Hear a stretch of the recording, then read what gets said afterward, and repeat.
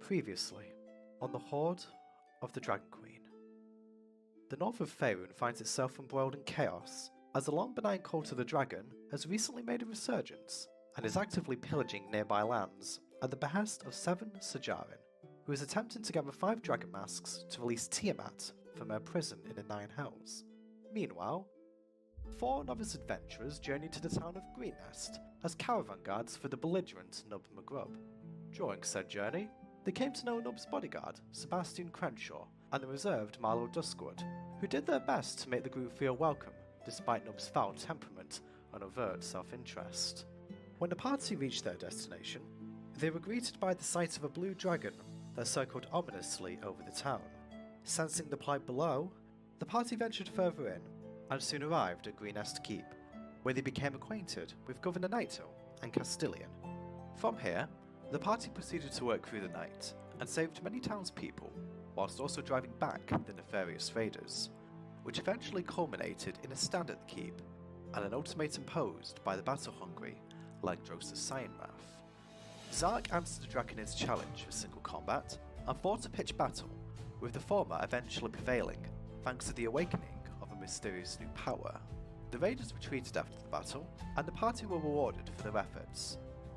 After spending a few days of rest, the party were besieged by Nessun Wildra to find his friend Leosin Elenfar, who was captured by the raiders during the attack on Greenest. After tracking Leosin back to the raiders' camp, the party were captured almost immediately, thanks to Zark's reputation. However, some reinforcements courtesy of Gwen allowed the rest of the party and Leosin to escape to a nearby cave, wherein they found a Korean fighting pit, which they destroyed via a cave-in after Gwen managed to save several people beforehand. After a narrow escape, the party remained cautious as they pushed forward. And now we return as the Tyranny of Dragons continues.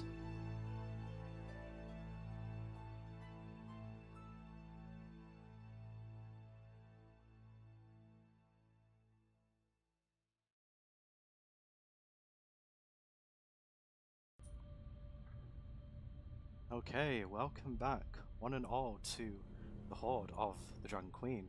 So I'm joined as usual by DoomPema, Elf, and Sky. I had to think about that for a moment for some reason. Not like I haven't been saying these names for the past 20 odd episodes now. But yeah, so what I kind of did forget to, well rather what I didn't have time to mention wholly in the intro is you guys are a little bit surrounded at the moment. With, at the end of the last session, a bunch of Korean who presumably are from the cave-in decided to just climb out of the woodwork, or I suppose the crawl holes in this case. And yeah, they're not looking too happy. So I'm going to say, I don't remember which of you guys rolled perception to see it, but I know at least one of you saw it, so I assume that you would tell the others. Looking at the rolls, I probably say it was Pema. Okay, it doesn't. Let me up lane. Yeah, so one of you guys notices the queen. So, just to kind of set the scene a little bit, after you guys have finished fighting the pit, I'm going to mention at this point that this room over here, you can still hear like bats scurrying about. Not like they're not obscuring your view at all, but these guys are still, for the moment, kind of checking on each other as opposed to looking towards you guys, but I think you guys are just far enough forward that they're not in your direct line of sight. So before I describe things any further, what do you guys do?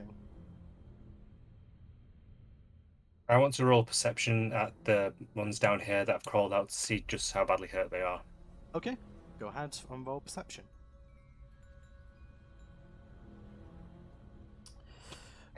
The lizard people. Right. Walk like lizard, tall like people. You should know this very well. I'm sorry. Come on, did you expect a better answer? No. Did we ask what the red circle means on the token? Okay, so Gwen will know that the red circles is basically to kind of like say that these have red war paint. Oh, okay. I spotted it last session and I didn't know if we Yeah, cleared like, that up. you guys probably I won't think we really... mentioned it. Yeah, It's the red paint, not the black paint. yeah. The one said was me. But yeah, just to clarify, these two kobolds down here do have red war paint.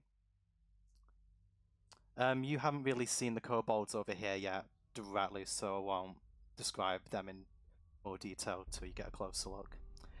But anyway, what do you guys do anything else in this moment before I move on? The lizard folk that have just crawled out, have they seen us? I know we're like up in elevation, but... Okay, I'm going to say that the moment where we left the session, they'd literally just crawled out. Something else is about to happen. I'm just trying to see what you guys do as your reaction. I'm basically giving you one thing each before something moves on, because they are about... Like, they appear to be moving forward. Just to let you know, from crawling in the hole. They've kind of crawled out and they're continuing to move forward. They haven't crawled out and stopped. So that's why I'm asking how you guys react before we move on. Oops, I didn't mean to do that, sorry. No, it's okay. Can anyone speak kobold? I can speak the language of the dragons. I don't. I'm assuming kobolds speak Draconic. Um, Because if they do, I do. And I roll intelligence to see if kobolds would speak Draconic. If I know that. I don't think I'll need to roll. I think I should know that. I think I'm going to say that, honestly, Pretty sure they do. Delman would... I mean, I think, to be honest, considering that a lot of the messages you found so far are in Draconic, I would say that it wouldn't be metagaming to make the assumption that it might be a language just commonly known to the cult and, you know, its member races. Right. In that case, I'm going to pull out my crossbow. We all move back through the mushrooms. As soon as I fire, look at Delman, shout something in Draconic at them. Like what? A threat, a warning, something that would make them think the kobolds around the corner will attack.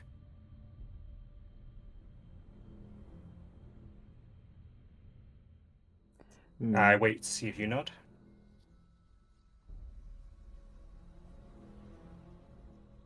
Do you?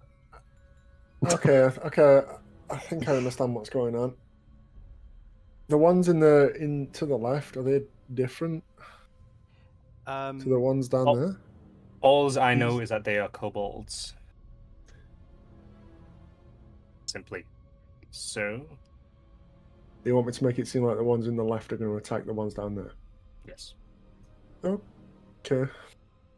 Okie dokie. If you nod, I'm going to find my crossbow and immediately leg it. Oh, all right. Okay. Should I make an attack roll if I'm going to be firing at one of them? Which one are you firing at, just to clarify? I would aim for that one right in the middle of them. That's not a... You're pointing to a Korean on my screen. Yes. Right, I thought you said you were attacking a kobold. Didn't say I was attacking a kobold. Oh, right, sorry. I thought you were saying that you were attacking a kobold to try and get... Okay, I see what you're doing. Yeah, go ahead. Roll to hit. Can I get an advantage given it's a surprise? I would probably say the fact that you're elevated alone would probably give you advantage. Yeah. Oh god, it's a good job you had advantage. Yeah, it Jeez. is. So I shoot myself in the foot. Okay. Just going to roll damage, and then my action was to immediately then run away as far as I could. Okay, so the bolt flies down the ridge and it strikes... were you trying to aim for a particular spot? I was aiming for this Korean. No, but I mean, were you aiming for a spot on the Korean, or were you just trying to hit the Korean? Just trying to hit the Korean. Just trying to hit the Korean. Okay, so the bolt just goes flying down and you just hit the Korean in the right shoulder, and it's going to look around. I'm going to make the Korean roll perception to see if he realizes where the attack has come from. Just seeing he does not have proficiency in that, so he's just going to roll a d20. Is he going to be basically going against my spell save, would it be? Or... Oh, I think I was just going to roll it more as a general Alright, perception okay, check, good. really, because it's not a magical attack in nature. So, Yeah. okay. Unfortunately, on a 16, I'm going to say that as he kind of recoils back from the pop bolt, as he's reeling his head back out of the corner of his eye, he can just kind of see your crossbow and you holding it, and presumably you just going, well, shit. Actually, I'm still red.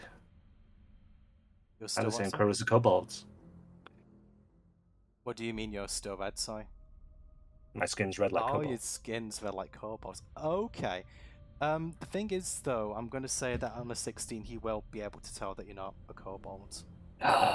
Yeah, if you rolled lower, I would have let you have that, but he rolled decently high, so nice try, but he does recognize you as being an enemy, and this causes the Queen to start shouting something in Draconic.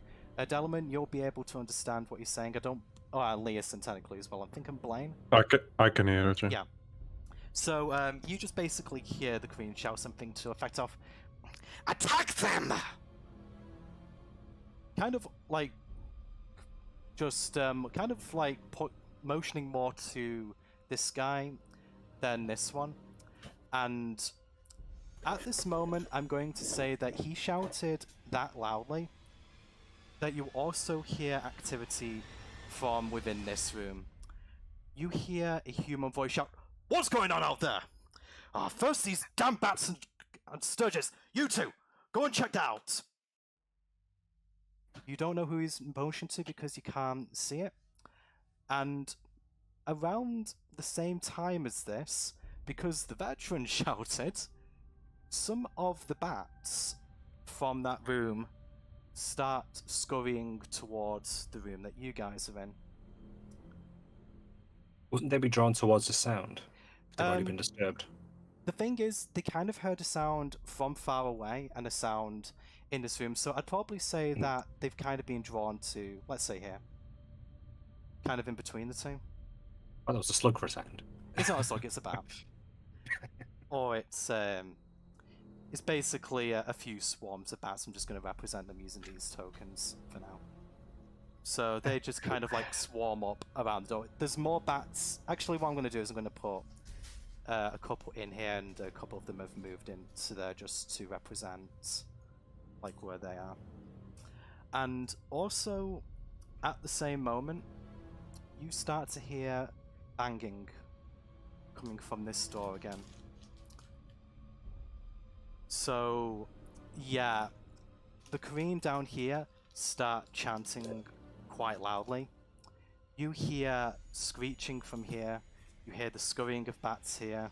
It's very, very, very noisy right now, just for the sake of one attack. And do you guys do anything else before I continue? Sorry, I know I've kind of gone through quite a lot at once. My plan failed. Anyone else get out?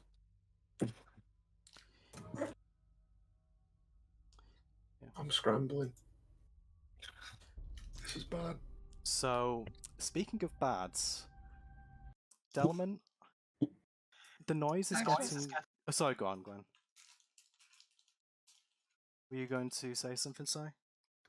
Yes, I would like to move over towards Leeson. Yeah, I'm going to allow you to move over to Leosin and say... Yeah, and say something to him, but then I'll move on the scene a bit. Just moving towards him. You're just moving towards him, nothing else. In a way that I can push him back behind me towards the wall. Okay, yeah, you're fine to move towards Leosin. Okay, so... Move over here, or preferably move him a little bit towards the wall, even. Not the cliff down, but the back wall of the cave. And so, are you kind of like staying here, for example? Yeah, that way. Yeah, okay. So that he's kind of behind me and Blaine. Yeah, Leosin will take instruction. In fact, what I'm going to do before I forget... Like, I'll control Leosin in combat, but I'm going to basically give everyone control of Leosin's token if you want to move him around at any point. Okay, so yeah, if you guys want to move Leosin, you're welcome to move him about, but I'll Now control he him. disappeared. Oh, he went into the abyss on my screen. Like, the edge of the wall is where I just put him from my perspective. Because I know before, like, the position of token seems to desync on your side a bit. Yeah, it came back. Yeah, I just moved him back. You just moved him into an area. Well, into, like, a wall. Okay. So, anyway, the noise is getting to be quite unbearable, and you in particular, Delamain, are becoming quite bothered by it. Probably more so than anyone else. So, as the reality of this grim situation dawns upon you, you're tired and surrounded. You look around for support, only to see the sunken, beleaguered eyes of your compatriots, depriving you of the solace and comfort you desperately seek in this moment. Your head starts to throb as the banging, wailing, and shouting starts to grate on your last nerve, as all other thoughts become clouded and surrounded by panic. It doesn't stop. It doesn't stop! It only grows louder, becoming more intense, more frequent, more real. Breath baited, feet weighted, the walls close in. The ground shifts, availing a black abyss as tendrils grip each of your limbs. Drag down, your allies frown as the walls claim their prize. Now suspended, world upended, all fall silent before cold, imperious eyes. At this moment, you hear a voice. Hello, friend. Although you can't see a mouth, you sense a wide, toothy grin and gleeful anticipation. The voice continues. I see this day has taken its toll on you, little one. On all of you. Allow me to make your burdens lighter. And all I ask for in return is a favor. One that I'll acquire quite soon. What say you, boy? And with that, you are left to contemplate Cryolak's offer.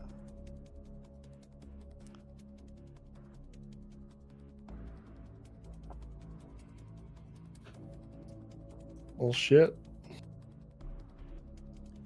Nothing's around you, just two massive, soulless eyes staring back at you, waiting impatiently for a decision. I don't need you. I don't need you. On the contrary, you've needed me for the last 4 years. Who decided to move you on when you were dawdling in that backwater town? You need me to hold your hand every step of the way. And I only speak to you now because I need something. Choose!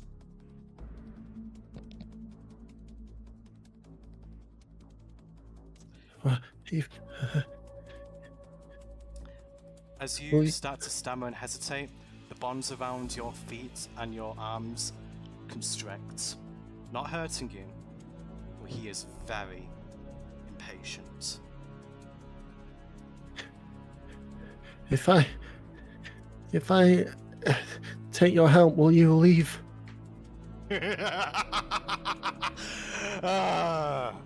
When I am good and ready, little one. But I still require more from you. But rest assured, my help shall prove more than sufficient.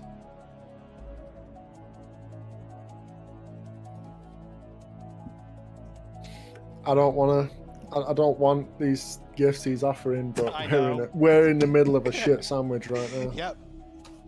Best time to make Sophie's choice, eh?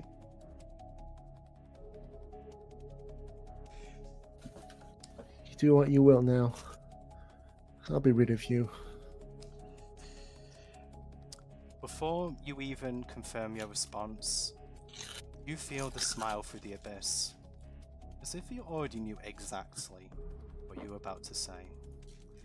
And with that, the eyes fade away, and you return to reality. You don't feel any different. Nothing's changed. But the noise doesn't bother you anymore. Well, at least it doesn't hurt.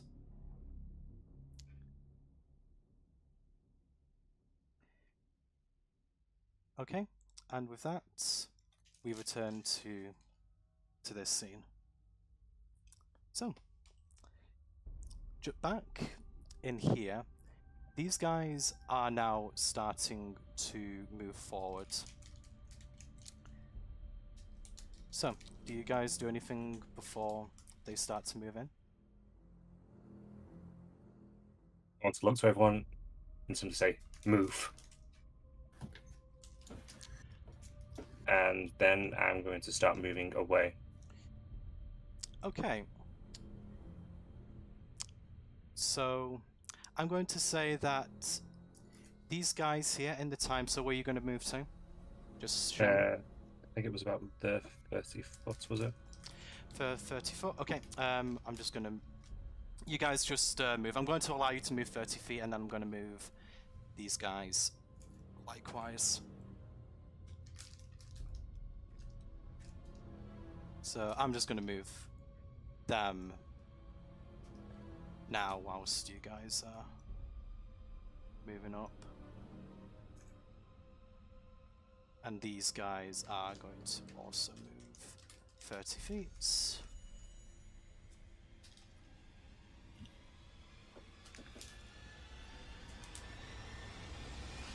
Okay, so these two guys have now seen you. So as you guys run sort of forward, you actually hear some noise coming from ahead of you, as in the direction that you came in from.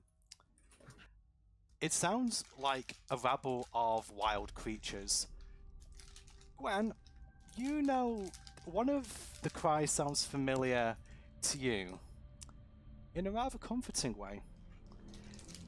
As you guys get to where you are, you see what Gwen recognizes to be Lyre and Grumsh, flanked by 3 orcs on each side. Help is coming. So they just run up and they see this scenario playing out. They see the 2 kobolds behind you. I don't think they can quite see these guys over here, but you just hear Lyre say, it looks like you're in over your head. Do you always cause this much trouble? As she looks playfully over to Gwen. And if I can. And Grumph just says, "Oh yes, finally, a real fight!" Dark hit. And Lyre just says, "Don't rush in, darling." And then she narrows her eyes, "Otherwise there won't be enough for me. You lot, surround and support our allies." And the orcs start to move forward. However, as the orcs start to move, once again, Delamain, you feel something odd come over you this time. But reality doesn't shift. But you feel your right hand raise on its own. And you start to point it towards the direction of Lyre and Grumsh. In the next moment, your mouth opens, and an unfamiliar voice speaks from it. "Ah, there you are, traitors!" And with that, a white misty tendril explodes from your hand and starts moving towards Lyre. Do you guys do anything? Can I try to run him over? Run Delman over? Yeah. You can... So what are you doing exactly?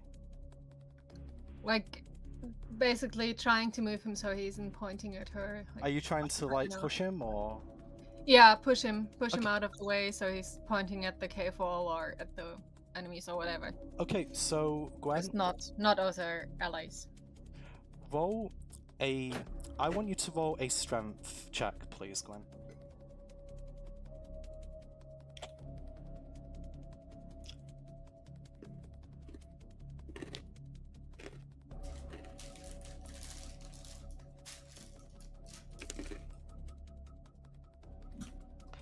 Right, okay, so as the white misty tendril extends from Delman's hand, you manage to shove him to the side.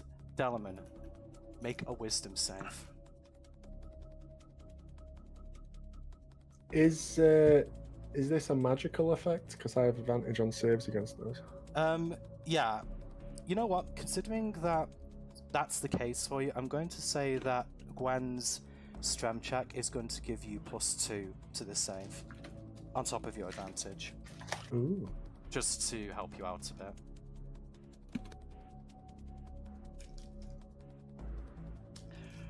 Very good job, you had 19. advantage. Yeah. Okay, so as this happened, the white misty tendril kind of like recedes and goes back towards your hand. And out loud, you just say, "What are you doing? You take my help and then refuse me? Do you want to die here, host?" Fully aware that he is speaking towards you. And then you feel yourself stand up, and Delman, you run over to this spot here, and you look down the ridge, and you see the Korean spiritualist down here, and once again the voice just goes, "He will do." And the white misty tendril extends once again, and you're surprised how far it can go. It wraps around the form of the spiritualist, and he struggles for a brief moment before his body flash freezes, and then a couple of seconds after, his form shatters. And as this happens, his form is absorbed into the ice stream, and his essence is sucked back into your hand. You then extend your other hand and towards the rest of your party members, and they are covered in a cold white veil.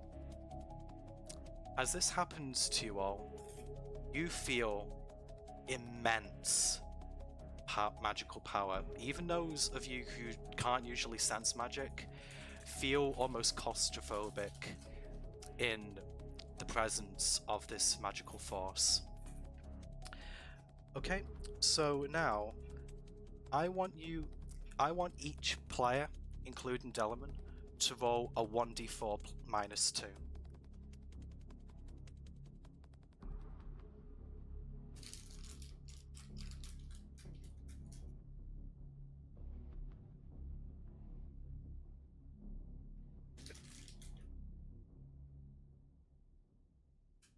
Is this how many of my party members I kill? No, not that cruel. Okay, so okay. Oh, actually, I need to do it for Zark actually as well. Sorry. Yeah.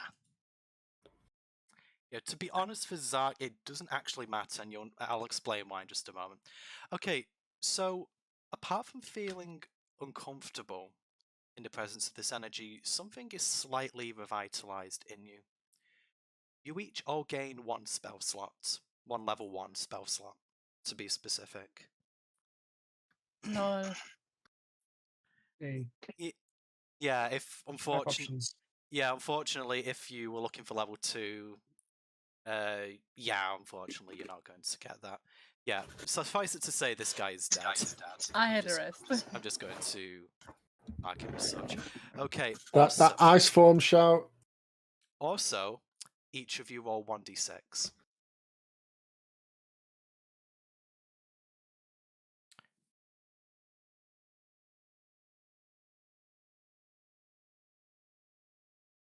Gotta do Zark as well now.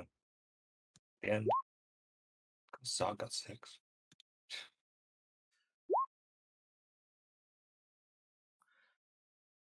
Okay, so let me just see what you got. So Is this what how many levels we get? Oh. I'm not. I mean, God, if that was it, that's like it was worth taking the devil's deal. God. This is how much HP you gain from this.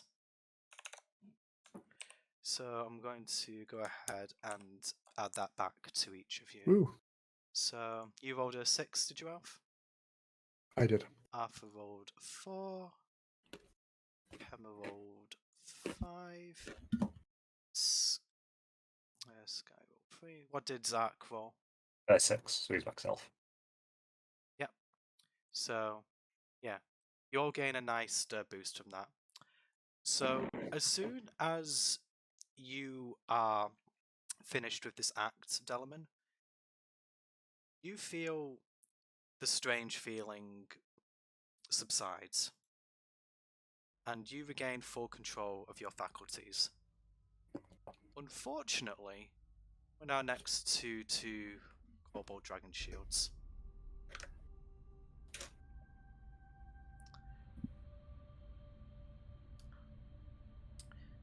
I'm still.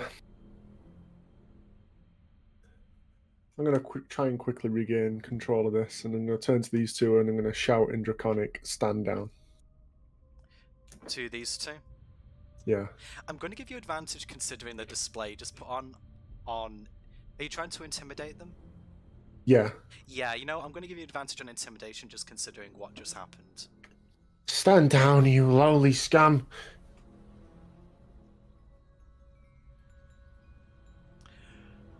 Yeah, what's up? That will do it.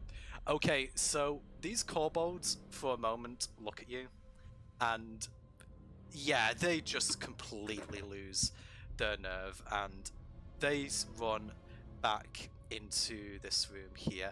I'd say that they scream so much that they even take these 2 bats with them. Just kind of follow them back in. So I'm going to say in the meantime, I'm going to say that these guys have moved up a little bit as well. Just because I'd say that this took place over roughly about 20-30 seconds. So, yeah. These guys aren't joining the fight just yet, but these guys are literally about to get to you. So, Lion and Grumsh look a little bit flawed. They look to each other, and make a perception check, one of you.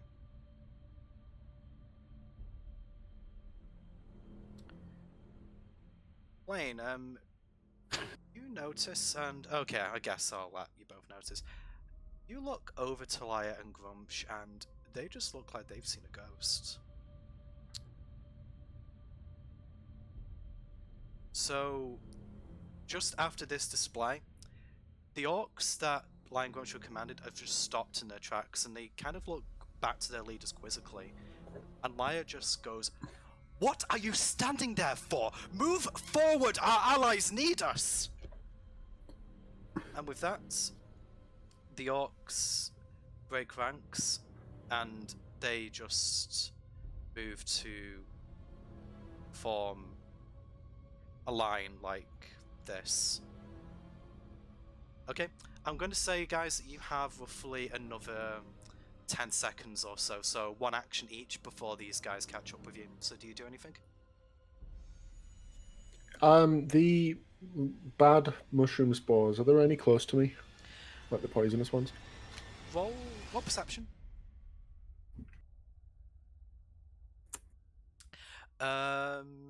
You're not. Nah. I'm too Not busy just looking intimidating.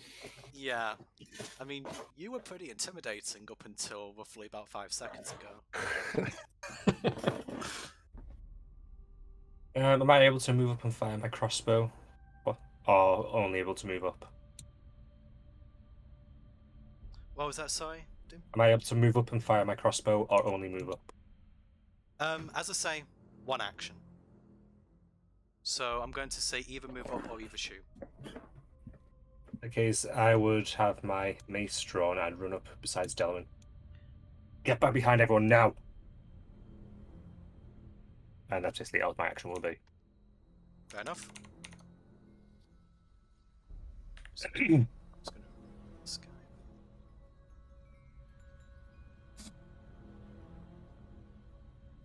Okay, anyone else want to act before?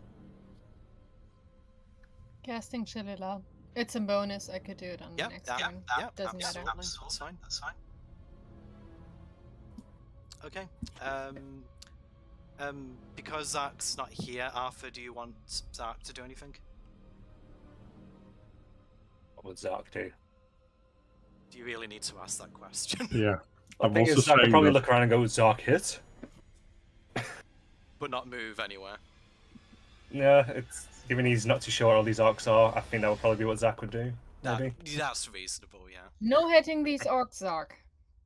These orcs are friends. Oh. These orcs are friends, not food. Sorry, Okay. the opportunity was there. It's okay. Blaine, do you do anything? No. Okay, so I'm going to say, as you guys take this last action, these guys are going to climb up the last ridge. Actually, I'm going to do it in this order. So, yeah, like that. Okay, and combat shall begin. Sorry, one question. Yes, of course. What is it? To the right and above me, or right and below the orc above me, there's a token I don't recognize. Sorry. Sorry, which token are you talking about? That one, yeah. That's Liar's token. Ah, okay. Yeah, Sorry. you probably only saw it briefly in the canyon scene, but it's because I did describe her as a grey-skinned orc, but I suppose this might be the first time you're seeing the token up close. But yeah, that's supposed to be Liar. Okay, I'm just going to... Guys,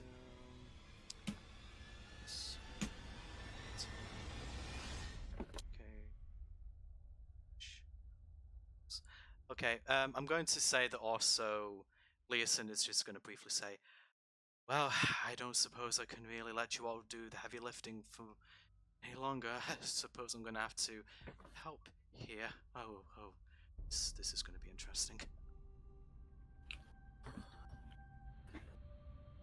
Okay. Okay, that is the turn order. Halfway down it. So, as you can see, the orcs and most of these guys are going to be moving in packs just to speed things up a little bit. So, Delman, you'll move first. Okay. Getting all the attention today. Yeah. I'm gonna blow my last level 2 spot on the big boy in the middle. I'm gonna cast Snillock Snowball Swarm. It has a 5-foot radius, but I don't think anyone else is in 5 feet of him. Let me just check for you. No, he's in 10, isn't he? Yeah. Yeah. Yeah, unfortunate, but yeah, that's the way they're positioned. That's fine. I should have positioned them better. Alright, it's a dex save for half damage, so I'll just roll the damage. Okay, what does he need to be? Is it like a 12 or something? 12. And it's a dex save, did you say? Let me just make sure I've got Yeah. it. Okay. So it's +2 to dex.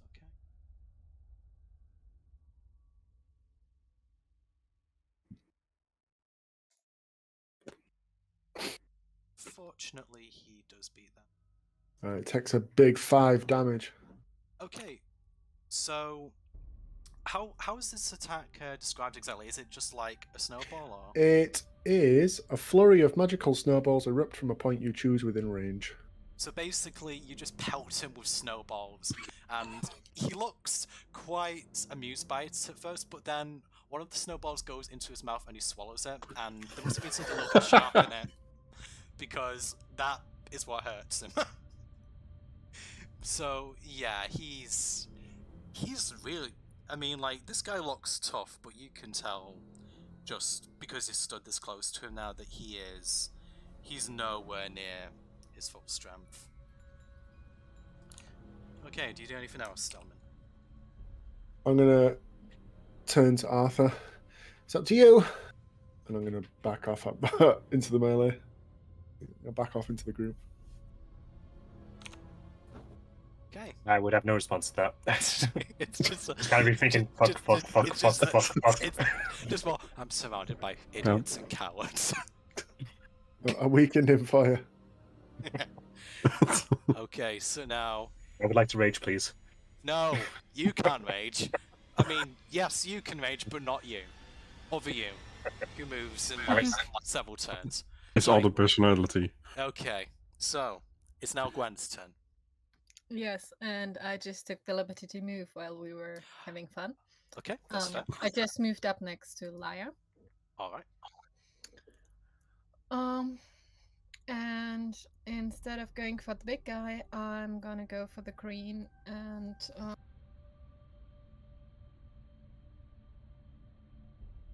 I'll use Produce Flame. Doesn't do much, but it has a 30-foot radius. I'm fairly sure I'm 30 feet away. Like, within 30 feet. Yeah. Okay.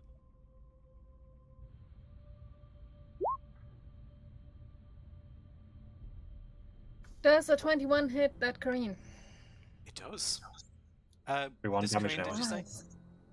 The one on the right. Yes, The one go that's on. closest to me. Yeah, go ahead. Okay, so the flames hit the queen. It kind of goes around its neck scarf. At first, it kind of laughs at you, but then the neck scarf catches fire, and it just kind of like looks uncomfortable, and it rips it off and stamps it out. But it left a nasty burn on its neck. Yeah, and that it looks like the straw that broke the camel's back. He basically looks like a zombie walking right now. So, do you do anything else? Good enough for me. The potion we had. Yes. The kind of potion. Can I move that from my pack to the what's it called? The thingy pouch that I have for magical ingredients. I'm wearing that your components on my pouch, you mean? belt. Yeah. I'm moving that on my belt. So How big is the component pouch? is it? I don't know. No, I'm just asking how large it actually is because I'm not sure. Because when I think of components, I'm thinking of like smaller objects. I'm not quite sure if you could fit a potion bottle in there necessarily. There's no other components in there yet, so. But there's things like tree bark, seeds, feathers, so it can be tiny. We're talking about a single potion bottle. I'm going to give you the benefit of the doubt and say that you can move it into there then, if you want to. Yeah, I would like to have that so I can. Yeah, I'm probably going to retcon it and say that the potion bottle's a bit smaller because honestly, I'm not sure how big it is, so we'll just do it this way for now before I can, and I'll try and confirm that later. Okay. Might not use it, so yeah, might be irrelevant. But for now, I would like to have it so I can reach it easily. Okay. And do you do anything else with your turn, Gwen? No, that's me for this round. Okay. It's now Grumph's turn. And Grumph just smiles gleefully and just goes, Grumph gets to smash things! And he is going to use his bonus action, which is aggressive. So that allows him... actually, no, he doesn't need to use aggressive because he should be able to reach his target. Yep, he should be able to reach it. He's going to go straight for the big boy. And he is going to make a great axe attack. I just need to check this thing's AC. Okay, so 21's going to hit. He actually gets multi-attack, so I'm going to roll his second attack now. Okay, so first attack hits, second one does not. So, he is... Okay, he actually gets something a bit extra here. So he's going to do 1d12 plus 4. Then he does an extra d8 on top of that. So he is going to do 15 damage to this guy. So he just swings in and he just leaves a massive gash, sort of like a angled gash on the large Korean's chest, and yeah, that bloody hurt. So with that, he isn't going to do anything else at his turn. So now it's the big boy's turn.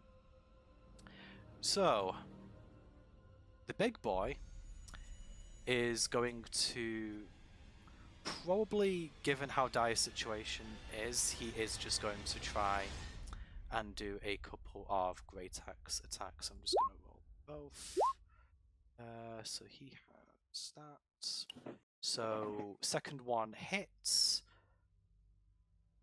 and he hits for pardon that. So okay, got max damage. Nice.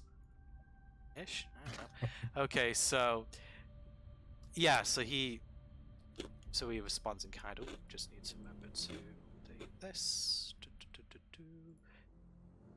So he was down to this much.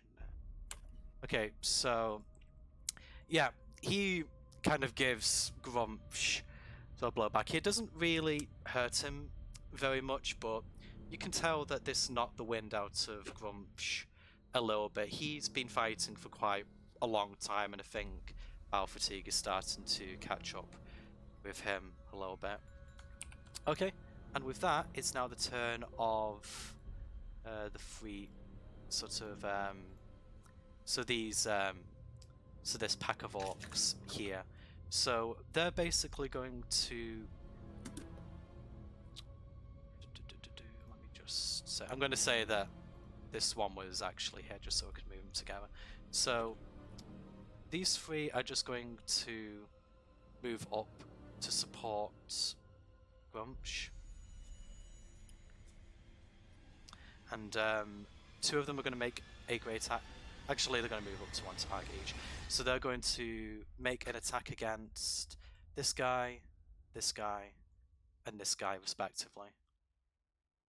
So let's grab that. So I'm just going to roll attacks one after another. Okay, so 17 will definitely hit him. 15 will not hit him. 25 will definitely hit him. Okay, so damage for the... I'm just going to roll damage for both of these guys. Okay, so... yeah, basically, these two just go, and it's almost like they practice this. They almost perfectly in unison take their great axes and they cleave the heads off both of these Korean. They are dead. And that will end their turn. Okay, so now it's the turn of the Scale Sorcerers here. Okay, so they are a bit braver than regular kobolds, but not that brave. This one, they don't have a climbing speed, I don't believe. Let me just double check. Do they not fly? They don't, actually. Surprisingly, they don't. They don't. No? No. I don't know why, but they don't. I think actually for the token, they're kind of built wings, aren't they? I'm not exactly sure. I know winged kobolds are a thing. Yeah, but they have no fly speed or any flying ability. It's a bit strange. I probably should have given them something, but they don't really have climb speed either. So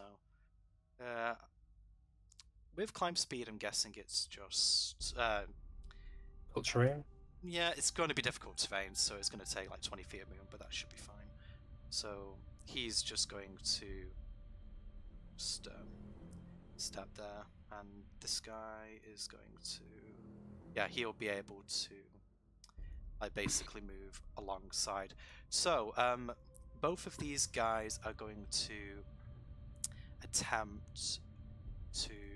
I think one of them is going to attack. I think they're just going to try and focus on the orcs in front of them. So they're both going to cast Firebolt. So that is 1d20 plus 4. For a second, you just said Fireball then. No. I mean, if they could cast Fireball as a cantrip, you would be seeing these guys a lot more often. Well, maybe not. That would probably be a TPK right there. So yeah, the first one's gonna hit. Oh, they got exactly the same roll. Neat.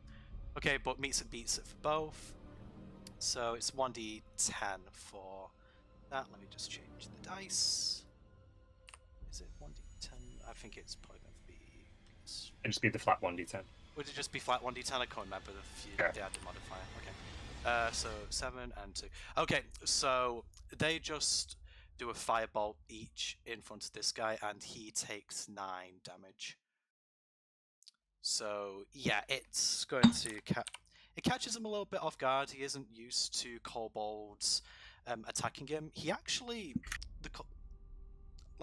the orc actually looks a little bit confused, and he exclaims as he's hit, "Hey, you guys friendly, right?" And yeah, that's going to end their turn. Okay, so now it is Arthur's turn.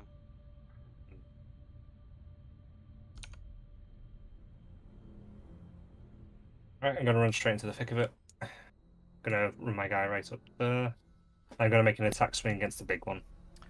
Go ahead.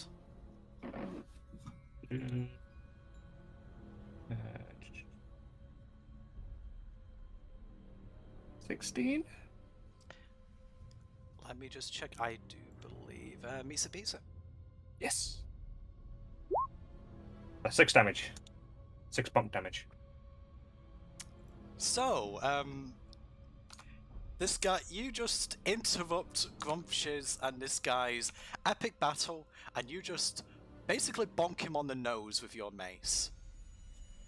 And that is enough. You just basically cave this creature's face in, and dies. I'd just kind of be holding my mace there for a second. Just. What? Grumpsh looks towards you as you do this, Arthur, and he just goes, "Hey! That was Grumpsh's kill, imp!" That one counts as mine. I got the final stroke. You just go, "I get saw it XP. first!" And yeah, you guys just decide to bicker amongst yourselves. May I turn to Leah? Is he always like that? He's never been any different, dear. Guys. Should have been quicker. Okay, just making sure that these guys are knocked out on here. So it is now Zach's turn. Sark's hit. Yeah, I hadn't taken my turn. Oh, sorry. I'm Oops. so sorry. I forgot. Right. For some reason, I thought you said ended your turn, but nah, I apologize. Go ahead. Whilst I'm in the middle of arguing, Rex, Robert, bite them. Oh yeah, I forgot you got Robert with you. Rex. Sorry, I forgot about him. Admittedly. Robert's going to come charging in. And he's going to bite at one of the kobolds. You're just going to attack the nearest one, presumably. Okay. Yep. Yep. Go on. Yep. That's going to hit. D8 plus 2. 9 chop damage. Right. So basically, Robert just clamps itself to one of the kobold's wings, and just for a moment, there's kind of a tug of war between them before Robert just rips the wing off and tosses it to the side. And yeah, he's losing a lot of blood. I'll turn to Arthur. So they were real. Sorry, not Arthur, Blaine. I guess so. And that's right, We're back here like Statler and fucking Waldorf commentating on this fight. Okay, so I'm just going to make a note there. Alright, so is there anything else for your turn? Nope, that's me now. Yeah, sorry again, Arthur. Just continuing to argue. Okay, fair enough. It's now Zach's turn. Well, Zark will be very annoyed at the fact that all the fighting is nearly done. He'll probably just charge straight into the nearest one. Go behind it and swing at it. The one that Robert attacked? Yeah. Okay, go ahead. What's that? Actually, no, he won't. He'll go for the other one, actually. He wants his own target. Fair enough. Roll to hit. No, I can't roll, can I? Right, I gotta do a custom roll for these +7. Unfortunately, that does miss, just about. Ah! Zark don't like! And my turn. I end his turn. It would mock you, but it's currently terrified. it's really not good. So now, it is Leoson's turn for the first time, because he doesn't do anything. What? Oh no. Here So, we go. Leoson, you know what? No, I'm not going to do that. Okay, so Leoson just kind of looks around the battlefield, and he just wonders, okay, where do I go? And he just goes, okay, so if I just, carry the 4, look at the 2, and he's just mumbling under his breath as he's running along in combat, and everyone's just kind of looking at him, just thinking, what are you doing? And he just goes up to the sky, just kicks the body out of the way. Oh, ew, it's dead. Ew. Okay, so I believe I put it. And the kobold just looks up to us, just, you're gonna attack me. Just stop messing about. So Leoson he doesn't say this in common. He says it in Draconic, but you can understand him. So, Leoson is going to just concentrate his mind, and he is going to try and punch the kobold. And he miss. He does miss, and he just goes, oh, damn it! Oh, sorry, I said to swear. Okay, can I? Okay, I can. And yeah, he's going to. And then he just goes, okay, concentrate. Okay, channel the flow. And Leoson uses a key point to use a flurry of blows as a bonus action.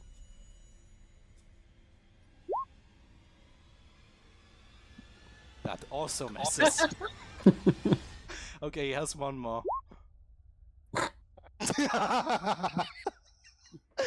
Wow. So he kind of it's almost like for the moment he goes into triple arm form, and the kobold just realize, and then he just kind of only punches with one of them. It's like, oh, I was supposed to do it with all 3 of those. That doesn't actually happen, but yeah, Leoson just looks. He just kind of looks over to Arthur, and he just goes, sorry? I'd just be looking at him in disbelief, and then going back to the arguments. Okay, and with that, it's Blaine's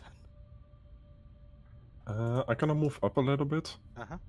And then I'm gonna get my longbow out and shoot this one. Sorry, I was just making a note. Which one are you shooting? That one. Yeah, go ahead. Go ahead. Yeah. Okay, Wait. so yeah, you strike him in the wound where his wing used to be. And he just falls over into Leoson's arms. You just go, oh, get it away from me! He just kind of pushes it forward. And yeah, he's dead. Right. I end my turn. Just to say, how about Max, Blaine? I just say keep close to me. Okay, normally I wouldn't remind you, but I just wanted to make sure. Yeah, I know, but okay. So I take it that's it for your turn. yes. Okay, it's now Lia's turn. So, Lia is just going to look around the battlefield, and she just says to Gwen, are any of you particularly injured right now?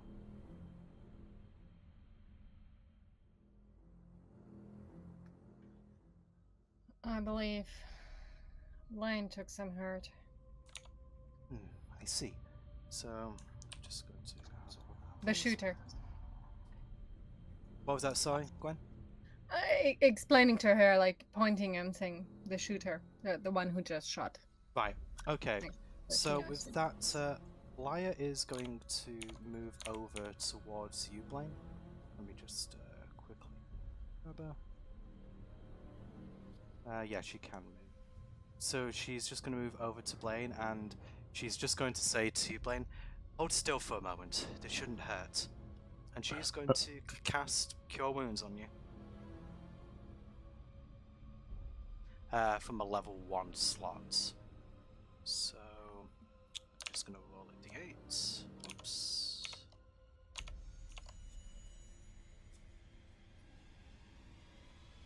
Okay. Oh, nice. Yeah. So, Nice. you gain 8 health. Okay. And, yeah, I'm just gonna make sure she doesn't have it. Okay.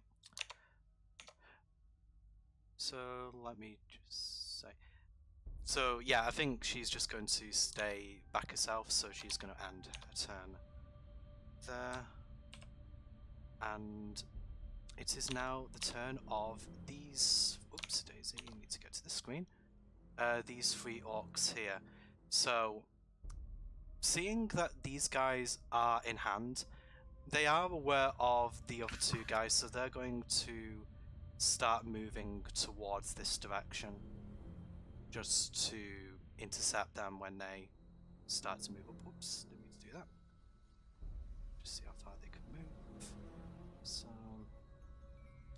yeah, I'm just going to say that they're going to form a line here. Just so they can intercept. It's our next turn order. Okay, so top of the turn order, a couple of things happen now. The veteran and the kobolds from up here are going to move down. So they're going to move 30 feet each. So they're going to basically get down to about here.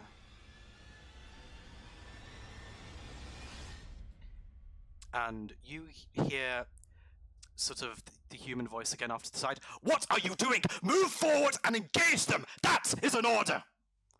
And with that, you hear the 2 dragon shields who were running away run back forward and are now facing off against the 3 orcs here. So I'm just going to go ahead and add them to the initiative. So, order, so I'm going to add.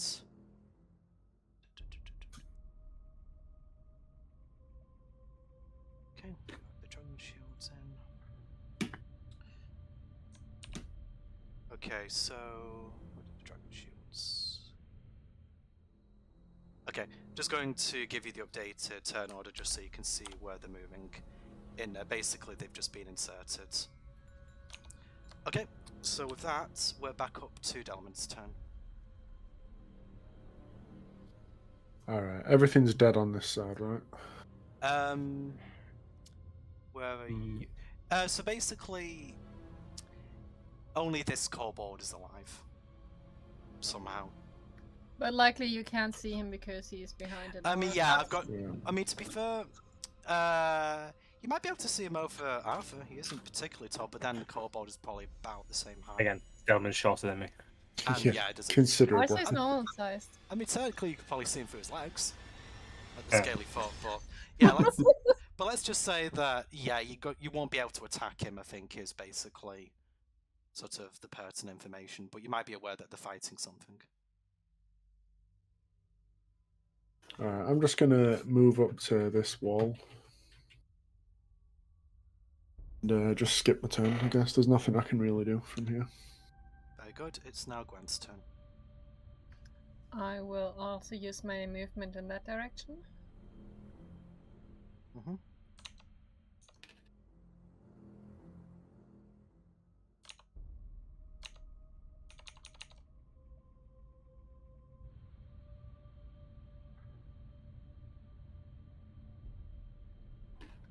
At this point, I should have clear range to the guy I'm trying to ping. right? Yeah. Good. In that case, I'm trying to do the same again. Use a fireball on him. Fireball. Produce flame. I was about to say what? No, throw fire at him. I mean, that is still a thing you can do. So go ahead.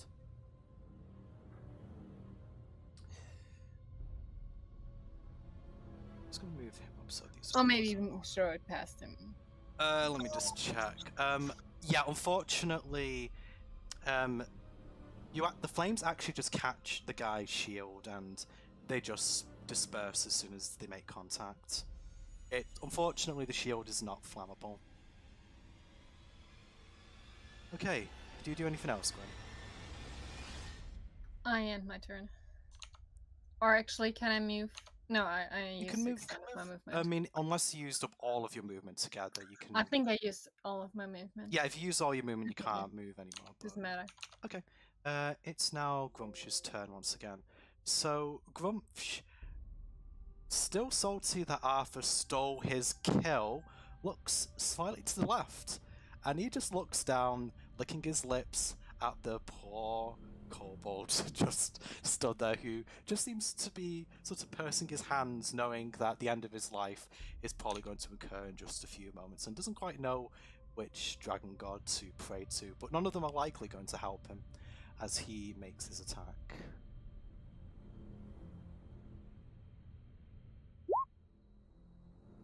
Okay, unfortunately for the kobold, 17 does hit.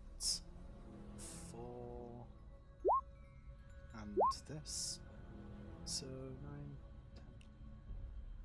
10. Okay, so yeah. The kobold is just basically... Yeah, he's just cut down the middle by Grumpsh. He got a little bit too excited with that swing and he put too much of his back into it. So yeah, he's dead. So Grumpsh then is just going to turn to Arthur and then shout to the orcs, "What are we waiting for? There's more over this way!" And he is going to then, he doesn't know the exact location of his enemies because there's too many people in the way, but he is going to just use his movement to get over to about here. Okay, and now it's the turn of these 3 orcs, so they're just going to follow Grumpsh's lead, and they are also going to move. So yeah, unfortunately not all of... They're just going to... Can this one get anyone? I think they're basically just going to... They're all just going to move up and they're going to charge into this room on their next turn now. Their leader is around them. They're not very independent, unfortunately.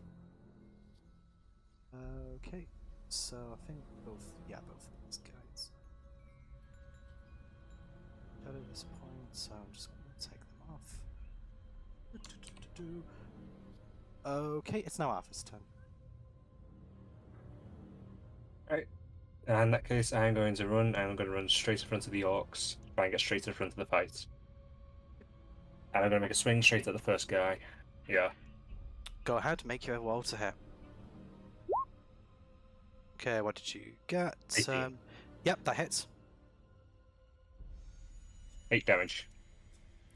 8 damage. Okay, so you just go to this guy, and it seems at first as this shield is going to block your attack, but your mace kind of just slides along it, moving him back, and you just backhand him in the face with the mace.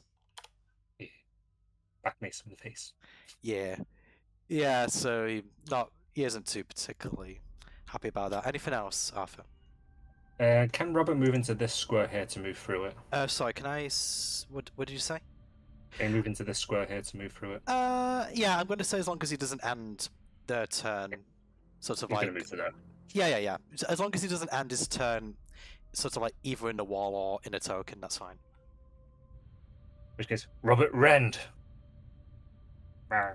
Okay, roll to Yeah, I hit. went to go for the character sheet just then, I forgot. No, he's not got a character sheet. Okay. Damn it. Unfortunately, as he moves back from your first attack, his shield is just in the right position to intercept Robert, and he just can't. Like, he basically is just stopped in his tracks by that. Yeah, that's the end of my turn then. Okay, it is now Zark's turn.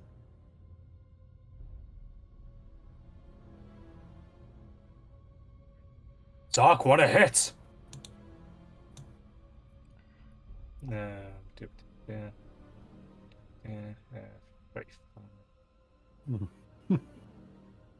I guess Zach's going to move up to the first available space he can. And There's a party, isn't it? he's going to just stomp his feet because he can't move anymore. End of his turn. Leave some for Zark!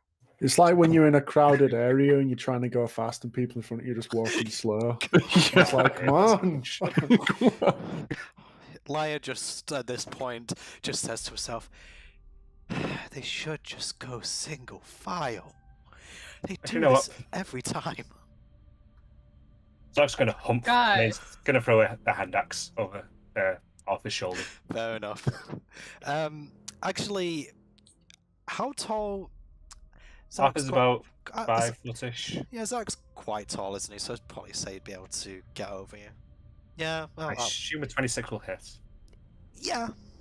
Yeah. That's a bonus for us there. Just a bit. That's d6 plus 6, because it's the magical one he's just thrown. Okay, nice damage. I would say. So, yeah, the Dragon Shield's still looking happy at himself. Because he was blocking Robert's last attack, he left himself exposed, kind of on his side, and the hand axe just strikes him in the chest and actually gets embedded into there. So, yeah, he isn't... Yeah, just axed him, bro. What the hell? Zark, hit things! End of his turn. The kobold remains unimpressed. Okay, speaking of remaining unimpressed, it's now Leoson's turn. Okay, so Leoson is just going That's why we need the wall of bodies. So Leoson is just going to go for okay, excuse me, please, sorry, get out of my way. Okay, very kind, thank you. Oh, sorry, I touched something there that I shouldn't have. Oh, okay. Right. Okay, I'm here. Oh, I'm here. Oh no. Oh no. And he looks towards the one that Robert's damaged, and he just thinks, good, he's distracted, I could probably punch him. Leoson tries to punch him.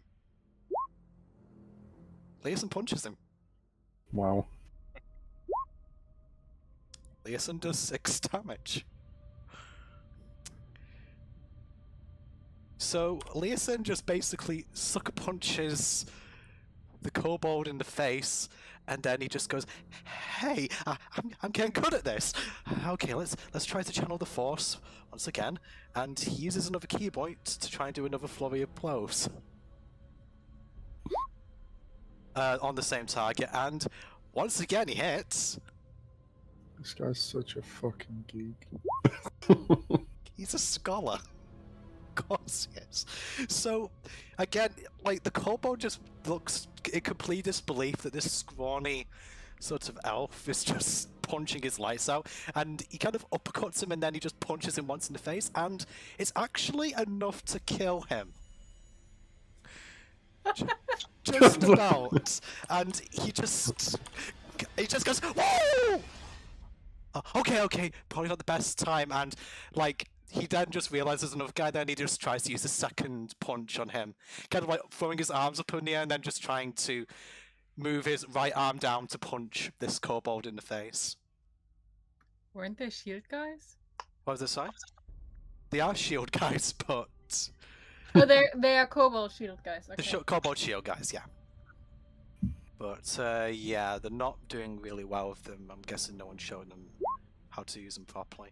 Wow, okay. 21. So, yeah, he does another 6 damage. And, yeah, he doesn't know how he's doing this, but he's feeling pretty great. Okay, Leoson ends his turn. unfortunately for Leosin, it's now the Dragon Shield's turn. Who, let me just see, okay, so he does get, let me just check, you know what, he's very lucky that he killed him, because I'm pretty sure he gets pack tactics normally. So, but unfortunately he also gets multi-attack. So he's going to attack him with okay, so yeah, he's going to be doing this one-handed because he's... Okay, so 18, yep, is going to hit Leosin. I'm going to just roll for both of his attacks, so then... 6 does not hit Leosin. He isn't that squishy. Well, I mean, he's not exactly beefy, but you know what I mean. Okay, so... Okay, that could have been a lot worse. Leosin takes 3 damage, so... Yeah, he kind of... Fortunately, he manages to just kind of, like, sidestep out of the way, and he just kind of catches him on the leg, and just goes, ah! Ah! Ah! He isn't used to combat. Okay, it's Blade's turn. I see that there are too many guys in front of me, so I just thank Leah for healing me. And then move up to Gwen and Deneman. Yeah, Lyra will just acknowledge your your acknowledgement with a nod. Not acknowledge your acknowledgement. Wow, great English. Okay, so you're going to move up, did you say? Yes. Okay. And end my turn. Alright. So now it is Lyra's turn once again. So let's see what she can do here.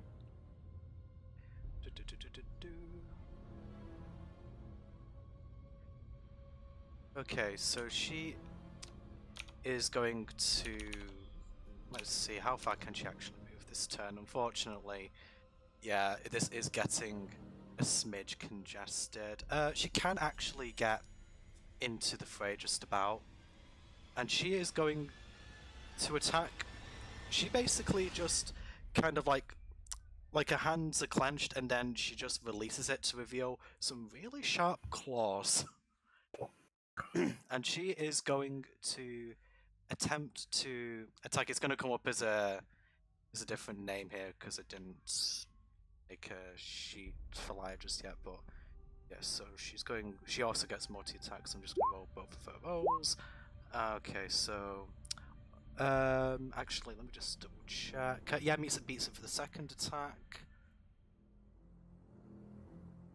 For 8 damage. Okay, so she swings in at the Kobold Dragon Shield.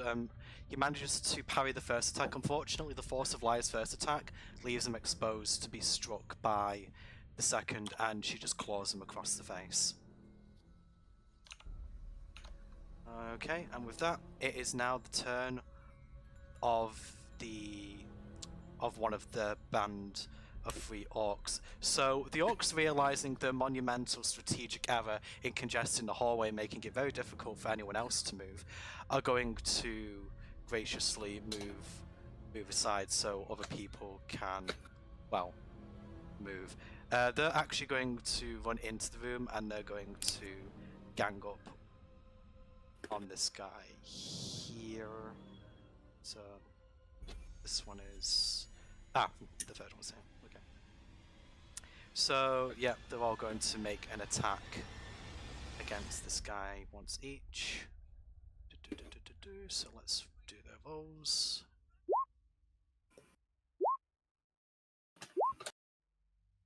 Okay, so unfortunately only one of those hit, but the one that does hit is a crit. So let's roll damage dice for one of them. And then we get another damage dice on top of that with no modifiers, so just 12. So he does 9 damage to this guy. So yeah, this veteran wasn't really expecting a fight, much less a fight with a small army of orcs. So yeah, he's occupied right now. Okay, so top of the turn order, I'm going to add the kobolds here and also the veteran into the initiative because they're being drawn into the battle now. So, these two, add them in. Okay, just going to show the updated order. Okay. So, yeah, it's now Delman's turn. I'm going to continue to just slump against this wall. You've just. I'm in a bit of shock. You've just had enough of today, I think.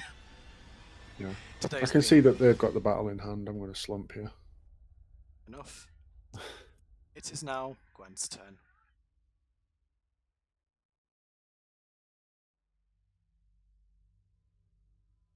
Something that, well, my battle strength isn't that good, and there's a lot of guys that actually want to hit things.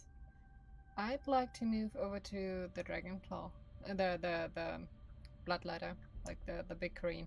The one that's dead over here. Yeah, the dead body. Yeah, just making sure that that's what you meant. Okay.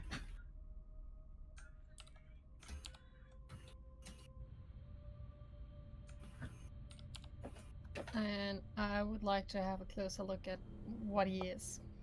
Like, we thought he might be somewhat altered green. He looks like green, but bigger, something like that. Yeah, I mean, if you want to... I'm just trying to think what shade this would be. See if I can see anything. Maybe some sort... Well, I mean, considering it's kind of like maybe trying to discern his... like something biological, maybe this would be medicine? Kind of seeing if he's... yeah, basically drugged, altered, somewhere. Yeah. Medicine. Roll medicine or arcana. Like, I'm not looking for how he died. I know. He got punched. Yeah, I'm just because it's like genetic modification. I'm just trying to think how of he's modified. You know what? Let's just say arcana to make matters simple, because that kind of covers both, because it was probably altered by magical means. Okay, so looking at this guy, yes, something has definitely been... this creature has definitely been altered in some way, but no, not exactly what you're looking for. It seems that you sense that this creature, when something activates in him as a response to rage that might allow him to sort of ignore pain for a short time. But nothing like the regeneration factor that this potion is meant to counter. Are you trying to discern anything more specific with your 21? Well, kind of trying to see if this was in fact the green? Yes. The normal green originally that is altered, so... yeah, it was started as a base green and someone did something on it. Yes. Yeah, this green is definitely different from the green, but you can tell that the foundation of this creature was a green, but whether and you can tell that it's been modified in some way, but whether its appearance is a result of that tampering or whether it was just like a larger built green that was given an extra ability, you can't quite discern, because you've not really seen that many green. You don't know if there might be other species. Probably something that Arthur might know if you were to ask him. But yeah, you can tell that he's been modified in some way, but whether that is kind of accounting for his physical appearance as well as his ability to ignore pain, you don't know whether there's a correlation between those two. Okay. Without more information. He's the green on steroids. Yeah, I mean, that's about as good as you're going to get with 21. Your intuition's good, but you just don't have enough information about the race to be 100% certain. No, my main point was to find out if this was originally a green or if this is something else as a piece. Yeah, so and it was originally one. Yeah. It was originally green. Yeah. Okay, thank you. So now it is Grumsh's turn. And before this happens, can I quickly interject? Yeah, I know you need to go, so... Doom just brought up a good point. If I'm just going to slump against the wall here for the rest of the combat, I might as well I did see the out now message while I can. in Discord, so I assume you're going to interject. Okay, so I'm just going to assume for the rest of the battle that Delman is going to slump. I'm not going to probably go loads longer after you leave, but yeah, there's still a bit of combat to finish, so I'm just going to assume that you're going to slump for your remaining action, so you get off health if you need to. Alright, thanks. Sorry for leaving in the middle again, guys. No, don't worry about it. It's fine. Work comes first. Unfortunately, but Sadly. it does. Have fun. Have a good one. See you guys. Okay, bye. Okay, that unfortunately has messed up the cameras a little bit. I will probably just leave them for now because I don't think we're going to be going for too much longer. Okay, so yeah, as I was about to say, it is Grumpsh's turn, so he is going to move up to this guy. And once again, like the last kobold, he's just going to look towards the kobold and then look towards Lyra, who is just shaking her head, just getting excited over small fries, and he's going to attack.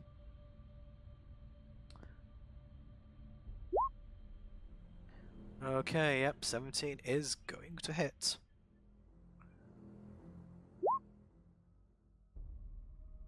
Oh, did that confirm? Oh, we didn't roll the other one.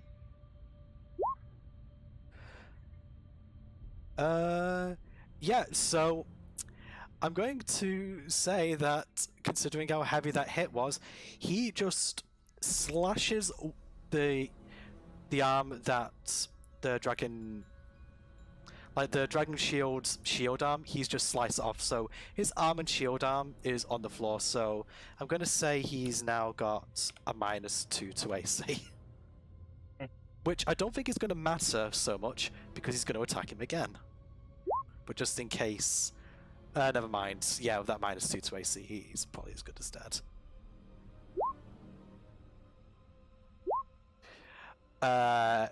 Yeah. Like, he just slashes off one of his arms, and then he just slashes off the other arm as well, for good measure. And he's dead. Come on. Yeah. He's a mean boy, his Grumsh. So... Finally a kill for Grumsh. Yeah, finally a kill for Grumsh. Okay, I think Grumsh probably can't move that much, but I'm just going to say he moves next to Leosin, and he's going to end his turn now. Okay, so... It's now the turn of these two guys here. Seeing what you assume to be their commander in trouble, they are going to probably back up a little bit because they don't want to get directly into the fray. And yeah, I think they're going to put themselves like this, so they've got line of sight on one of the orcs over here, and they are just going to roll to hit him. Let me just get the roll from earlier. Okay, neither of those hit because they are scaredy boys, or they're just bad shots, or potentially both. Anyway, it's the orc's turn. F1M, you roll a d10. What was that, sorry? Oh, did I roll a d10 for... Oh, right, I don't know why I did that. I clicked on the same one twice, weird. Guessing it was just of the second roll. Thank you for noticing that. Okie Okay. Yeah, would you mind if I take that roll? Just reroll, yeah. Yeah. Okay, I mean, I rolled d20 plus 4. For some reason, it rolled d10 for the second roll. Okay, so one of them kind of thinks he's about to miss, but then remembers, oh wait, I just aim first, and then he manages to hit him. Okay, and then we get the 1d10. There we go. Really? Okay. So, yeah. Manages to do 7 damage to him. So, yeah. The orc kind of grimaces in pain. But, yeah, he felt that, but he is still... He's going to keep on trucking for the time being, even though there are no such things as trucks in this universe. Okay, so it's now the turn of these 3 orcs back here. So, they are going to... I think they're just going to move... Let me just see how far they can move, so... So, yeah, I'm just going to say that the orcs are going to move. Thank you for holding that in place for me. So I think I'm going to probably move them up to about this spot. I think that's about the average of their movement. So they can't really do much else this turn. It is now Arthur's turn. It's seeing the Orc Chieftain get ahead of me and get another kill. I'm going to charge straight in. I'm going to go straight for the biggest guy there. Is this now a competition? Yes. This is now a competition. It's not I'm just going now. right around the other side, and I'm going to swing at the veteran. Okay. Yeah. 19 19 hit. 19 will hit. For 9. Nice. Yep. Okay, so yeah, considering that he's already fighting for you guys, I mean, obviously, no advantage of surprise, but you do blindside him with that attack. So, yeah, you just kind of like strike him in the back. He might have cracked a rib, but yeah, this guy has been in more than one fight, so he's still doing all right for now. Do you do anything else? Robert's going to run around, and he's going to bite him. Go ahead. That makes 7 hits, is it? Okay, so nope, unfortunately that is a miss. Just about, but it's a miss. Oh, because it gets the end of my turn then. As the end of turn, okay, it is now Zach's turn. He can't quite get in range. Oh, he can. Actually, Oh, he can get the... Oh, right, nice. Zach's going to run up, and on the way he's going to pick up his +1 hand axe from the chest of that. Boy. Yeah, because I mentioned it was embedded in there. Yeah, that's fine to do as an interaction. Then he's going to swing in with his great axe at this guy. Go 7's a hit. I am going to say, by the way, that the Yeah. bats, you can move into the same space as them. They're kind of above the battlefield, just for future reference. I haven't really done much with them right now. Just Is that got a nat 1? That's unfortunate. Okay, so I'm going to say that what actually happens in this moment is that as Zart goes to swing in, the bats kind of are just like, they're not going to hurt him or anything like that, but they kind of, like, the squeaking distracts him, and he kind of lets go of the axe prematurely, and it just flies in the direction of Robert. Robert, make a dex save. Let me just check something for this then. Dex is +1. It's just +1, damn it. Fuck. Oh no! So Robert, in anticipation of the great axe coming towards him, instead of backing up, somehow like trips on the rock and it lurches him forward, so he actually gains momentum going into the great axe as it's being hurled towards him. So I was going to say roll half damage, but considering that, just roll the d12 flat, no modifier. 6. Okay, 6. he's going to take 6 damage. And yeah, the great axe it doesn't embed itself in Robert, fortunately, it just kind of falls to the feet of this orc here. Stupid robo doggy. Huh? Okay. And that's end turn. That's unfortunate. It's now Leoson's turn, which is probably... Well, actually, no, you did alright last time, so let's see. So... Leoson is going to... You know what, first of all, let me just check. He's going to... Let me see if he's actually got this proficiency. He does actually, he has +4. Okay, as an interaction, I'm going to have Leoson roll Perception.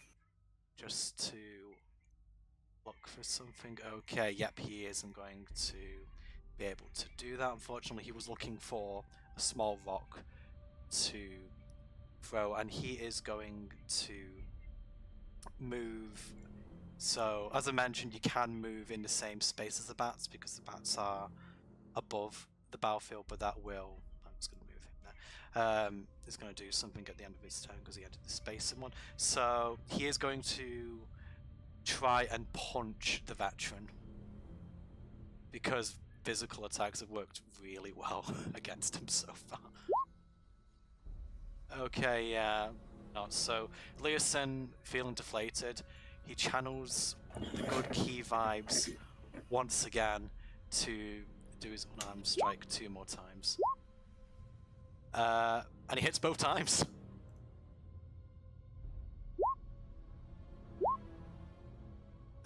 So for 13.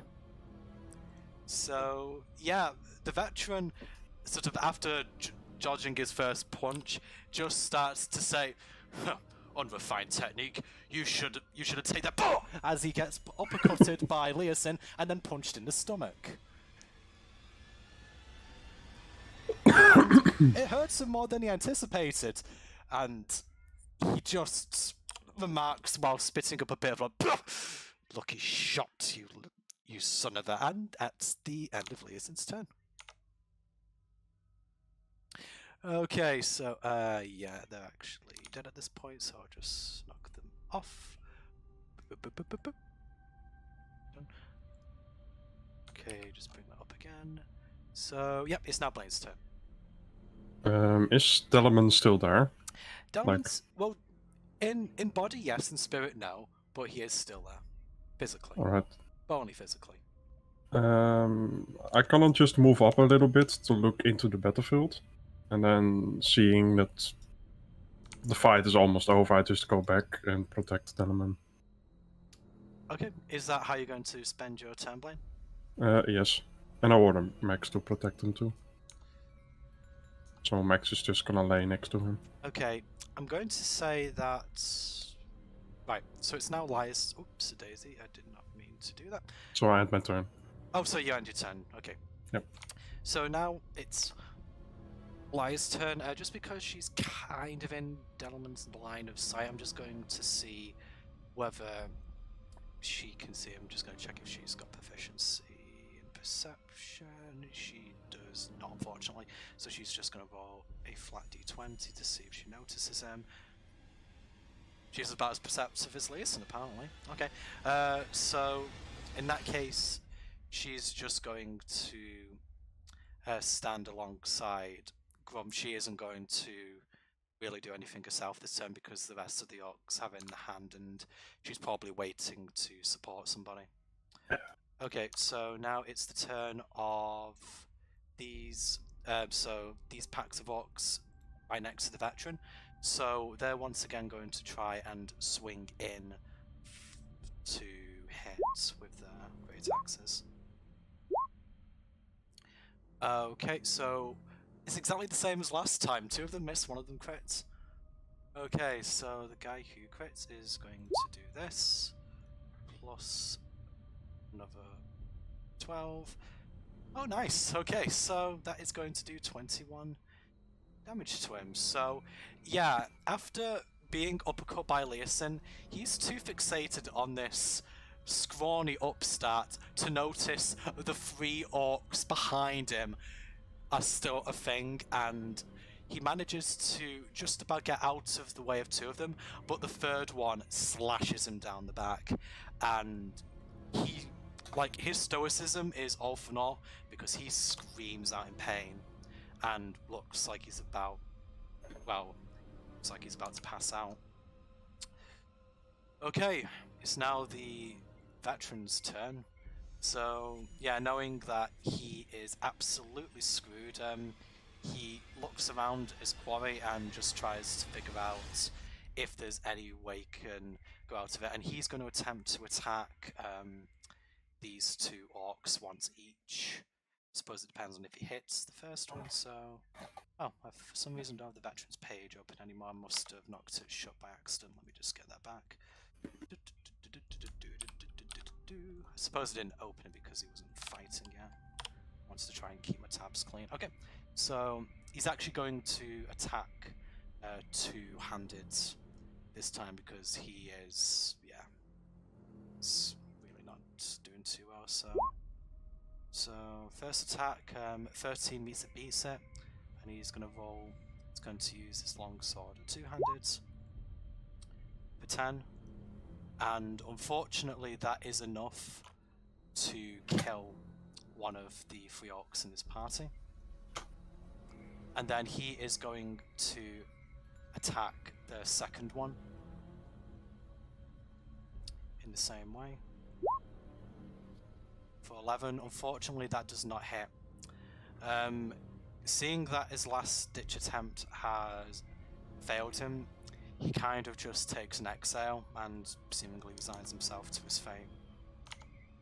And with that, it is now the turn of Delman, who is currently just slumped against the wall, so it's now Gwen's turn. I will move back over to Delman and use first level spell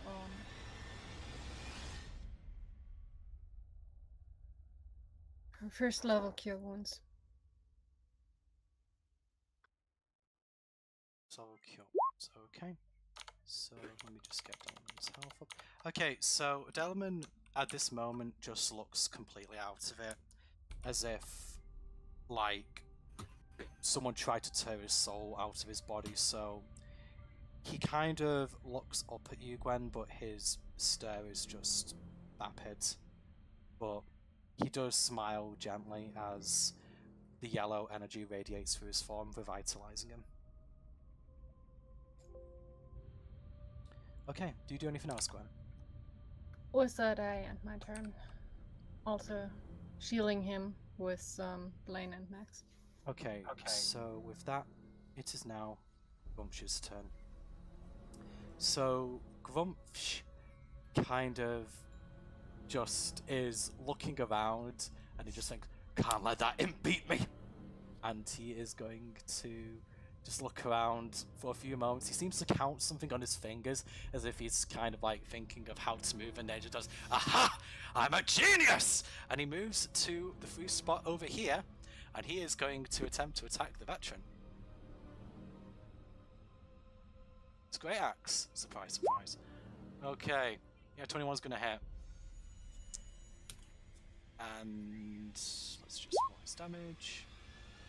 It's probably gonna be enough to... okay. So, I think basically the way this is gonna happen is Grumpsh just kind of slashes, like, the veteran again across his back because his back's to him since he was attacking the orc in front of him. And the veteran just kind of like stands in place as he's already dead. And basically that second attack where he got a 1 was just him kind of like nudging him slightly with the great axe, which causes him to fall over. Okay, and now the veteran is dead too. So I think with that, Grumpsh is probably going to take the opportunity to... Actually, no, he can't. Ooh. Actually, no, he's not used this bonus action yet, has he? So yeah, he is going to use aggressive in order to... Wait, does he have to use his movement for that? Sorry, I have not actually used this ability before. Oh yeah, he can move up to its movement. So yeah, he can actually move so he's next to these two guys. So yeah, Grumpsh is like a train and he isn't stopping anytime soon. It's now the turn of the Kobold Scale Sorcerers. So the Kobold Scale Sorcerers are seeing their leader cut down before their very eyes, and also this big hulking brute charge towards them are crapping their proverbial pants. Fortunately, they do get pack tactics because he's got an ally within 5 feet, so they are going to try. I think that's probably... Oh, actually, you know what they're going to do? They're going to actually try Scorching Ray against Grumpsh, 1 siege with advantage. So that's going to be 1d20 plus 4. Just going to make actually roll 1d20 plus 4. So first one attacks. It's... Oh wait, it did it again. Okay, it doesn't matter, that one hits, so I'm just going to roll the second one. Oh, it's because I'm moving it to the top, that's why. Okay, so yeah, both of them get a hit, and let me just double check what it says. So it is 3 rays. So, oh, I have to make... Oh, right, I forgot you have to do it once for each ray. Okay, so yeah, I'm just going to roll this a few more times. So, the first ray hits for both.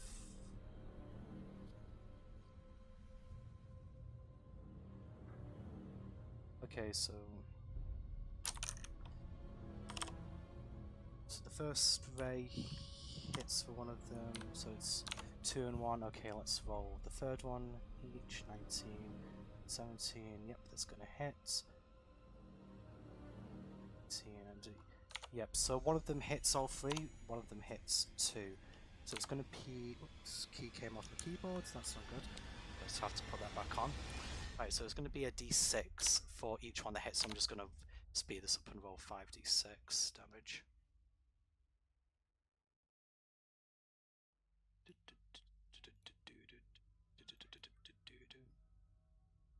So, wow, they're really not rolling well.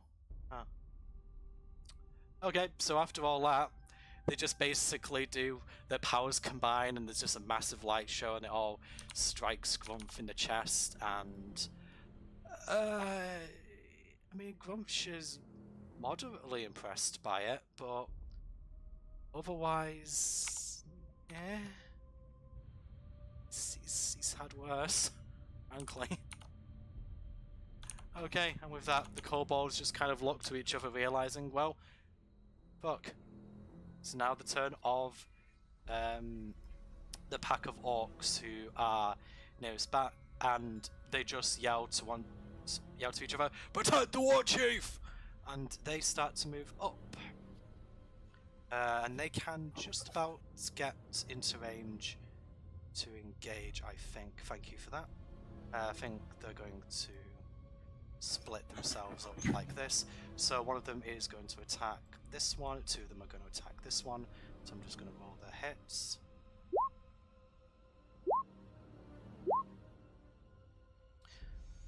Oh, I think it rolled one of those twice for some reason. Okay, so first one doesn't hit, second one hits, third one doesn't hit. Okay, so once again... That's the same again. It's exactly the same. I don't actually know what the chances of this happening 3 times in a row are, but I would imagine it must be astronomically low. Okay. It feels like we keep getting repeat rolls today. Yeah, maybe it might be you roll are 20s. getting them at least. Yeah, maybe roll 20's messing up a bit. Who knows? But it's to your benefit for the time being, so hopefully that remains the case. So yeah, he is going. This orc, this hero of an orc, just kills this one in one strike. I mean, Grump would sort of feel, you know, proud, but it's Grump's kill. Grump doesn't like kill stealers, not even his own guys. But speaking of kill stealers, Arthur's next. Hello. Okey-dokey. So, what the hell? Gonna run in, run behind. Have Robert follow me afterwards, and both of us are gonna attack.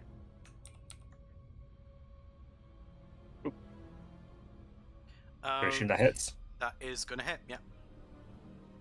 For 9. Okay, so this kobold is bricking it. No other word for it, and yeah, you just come in and you just conk him on the back of the head. You conk him real good.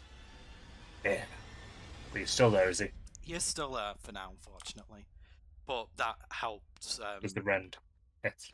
The rend does hit. 5 damage.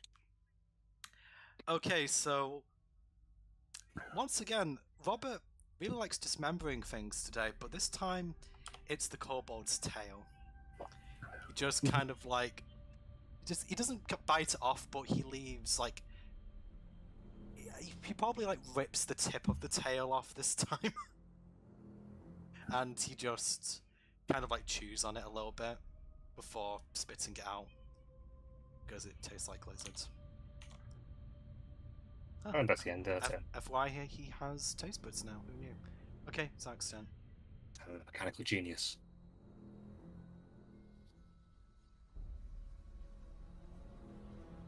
Zark's just run.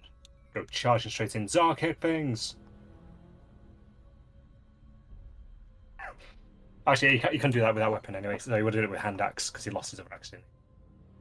So, he missed with a hand axe. What happens? Okay. So I'm going to say that how far can Zark throw his hand axe? He was hitting with it manually. Oh, was hitting with it manually. Okay, right. Fortunately, if he was throwing it, this would have gone a bit differently.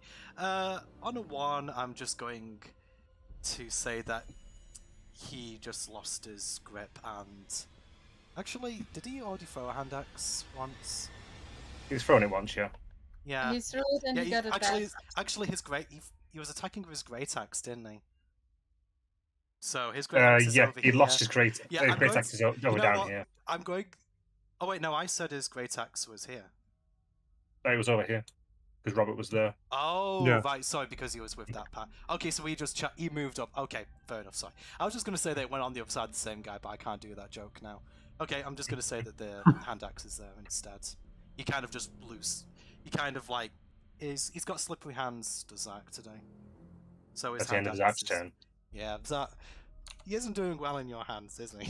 No, he's not really. Gazinger is the player after all, not the character. Based on this, or maybe it's just bad dice rolls. That's probably the more likely explanation. Anyway, it's Leoson's turn. the underdog MVP of the fight. Okay, so Leoson, seeing once again that he can just about get into here, is going to attempt to attack the kobold. He does not hit, but he doesn't feel in this moment safe in himself using his key reserves again, so he's probably just going to end his turn there. Okay, it's now Blaine's turn. I just stand guard. Do nothing. Yeah, so you're just with... Yeah. Okay, so... And- Liar, once again, I'm just going to keep misclicking things today. Just going to have a roll perception again to see if she actually notices Delman's condition, even though she did put it here. Nope, she doesn't. So I think Liar is just going to move up in that case, next to Rumph. And let me just see how she still has.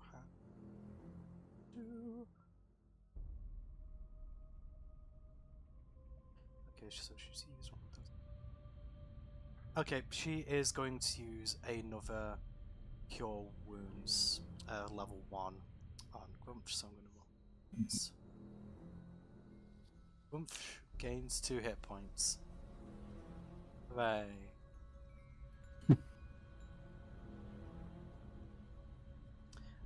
Grumph kind of just looks towards Liar as, like, the healing embers aren't quite as potent as they usually are, and... Is her modifier really 0?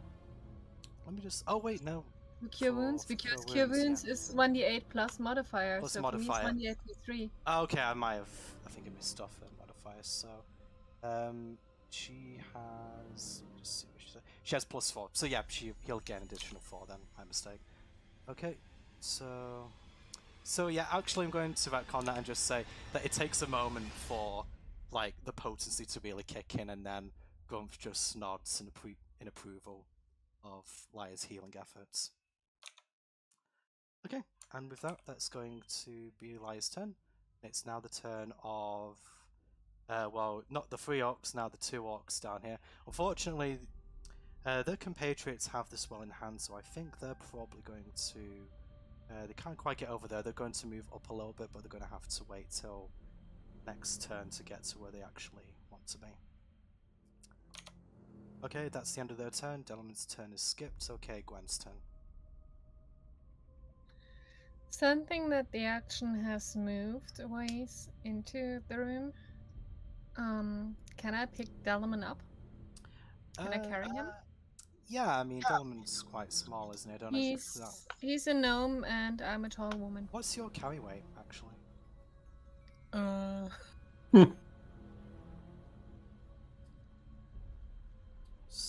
Where would I find that, by if the I way? could get a character sheet just so I can... Any character sheet, you look on inventory, it should be on the top left of the inventory. Yeah. I'm just going to bring up Delman's weight whilst you do that. Carry weight 90.5 pounds. 90.5. Let me just double check how much Delman weighs, if that information is on there.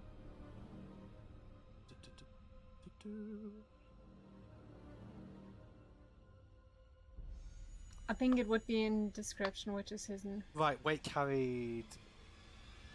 Well, this is it. It's his weight carried and then his weight. So he's currently. He's currently carrying 67 pounds of weight, and I'm going to imagine he weighs more himself than 30 pounds. So I don't think. No, that was weight carried. I don't know where my carry weight. Okay, is. so Click on that bit your where the left- weight carried is. So if you actually click on the number, it should bring up another window that says encumbrance, and then you should see carrying capacity Oh yeah, yeah. at the very top underneath the encumbrance in bold.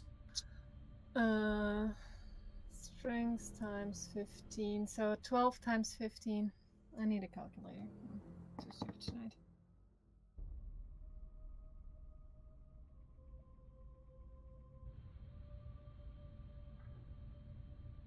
£180, and I'm carrying about 90 pounds. 180 pounds, you're carrying 90. Delman himself is carrying 67, and I'm going to say that he weighs. Oh wait.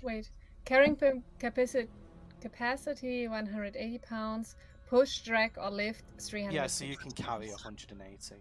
I don't actually know what Delman's weight is, but I don't think you would be able to carry him. I would say that you could probably drag him though, and with half movement. So if you want to do that instead. Very unfriendly. I'd say that unlike the last instance with the other guys, that Delman is just basically shut down right now. Yeah, he would be a dead weight. Yeah. In that case, I'm turning to Blaine. You got him? Yeah, of course. And with that, I'm moving into the room. Okay.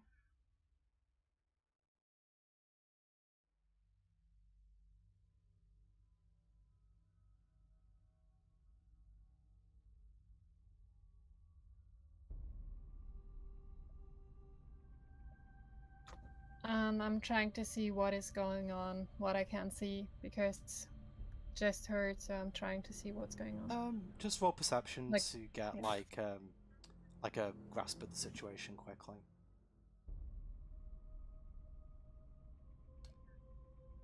Okay, you look around and you see several dead bodies, so I mean, that by itself, and they're not dead bodies of your allies, so you could probably surmise just from that alone that the battle is going quite well. You can probably also tell on the 18 that most of your orc allies still look to be in relatively good health, as do your compatriots. You can't actually see what they're fighting exactly just because there's so many guys stood around this kobold, but you get the distinct impression that this fight is almost over. Can I see anything, any more of the room? No, I think that's my field of vision. Okay. Yeah, I mean, I don't think there's much beyond this anyway.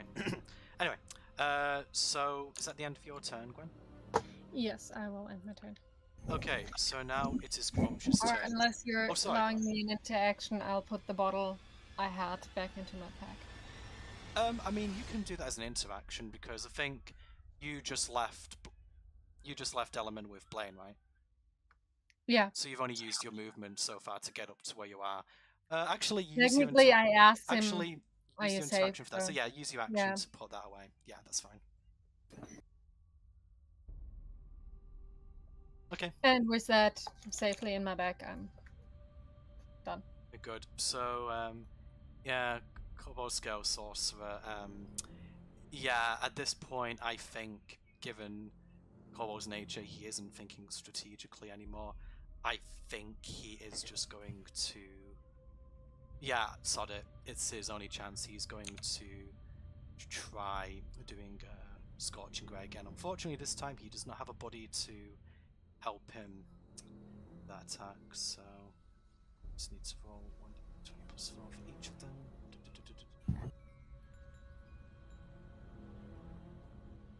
So yeah, I'm going to say that they're attacking Grumsh again, by the way. Okay, so let's just check Grumsh's AC. So yeah, unfortunately for this guy, only one of them hit. So just gonna roll.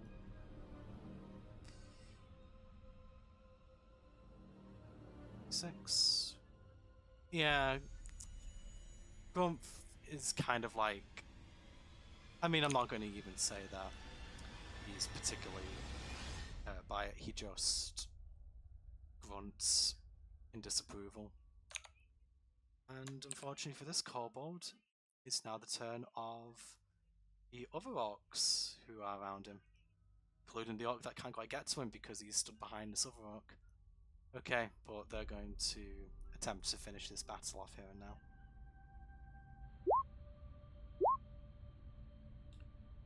Again. Okay. One of these orcs is... He's pulling his weight for his clan, it seems.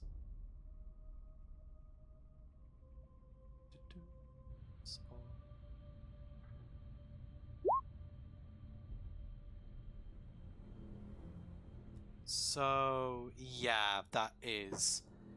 Yeah, I'll level you. This kobold had 1 health left, so most of this was unnecessary. So yeah, he just, after like his clan chief was hit by the fire, this orc took offense to that and just swiped off the arm that the kobold just tried to use Scorching Ray with, and yeah, he's dead. And with that, combat, for the time being, is over. As combat ends though, Arthur, roll perception.